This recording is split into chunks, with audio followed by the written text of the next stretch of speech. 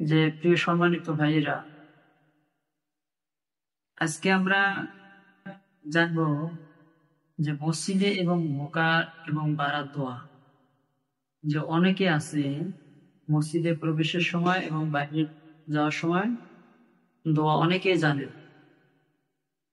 যে অনেক মুসলমান ভাই আছে যে উজু করার পর মসজিদে যখন প্রবেশ করে তখন তারা যে কোন পা আগে ঢুকতে দেওয়া লাগবে বা বাড়ার সময় কোন পা দেওয়া লাগবে কিছুই জানে না।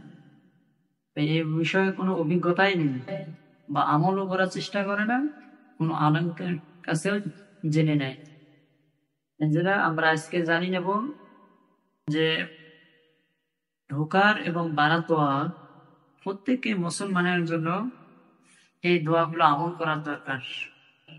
যে যখন একটা মুসলমান ভাই উজুখানায় উজু করবে, উজু করার পর যখন মসজিদে প্রবেশ করবে তখন বলতে হবে ঢোকার আগে আগে ডান পা দিতে হবে। এটা সুন্নত, আল্লাহ রাসূলের সুন্নত।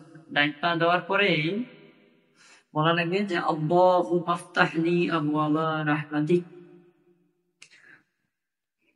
দোয়া বলার পর মসজিদে প্রবেশ করে, প্রবেশ করার পরে যে সে ইতিকাফের নিয়তে থাকবে এবং দরুদ শরীফ পড়বে এবং আমলের নিয়তে থাকবে।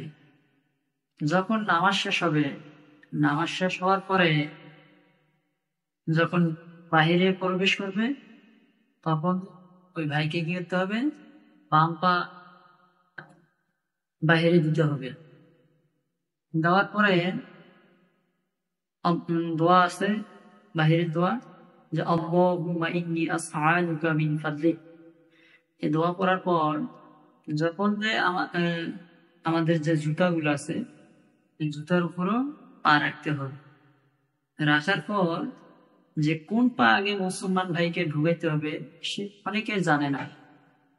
পায়ের জুতার উপর দুটো পা রেখে আগে কি করতে হবে, আগে বাম পা ঢুকাইতে হবে, তারপর ডাইন পা ঢুকাইতে হবে।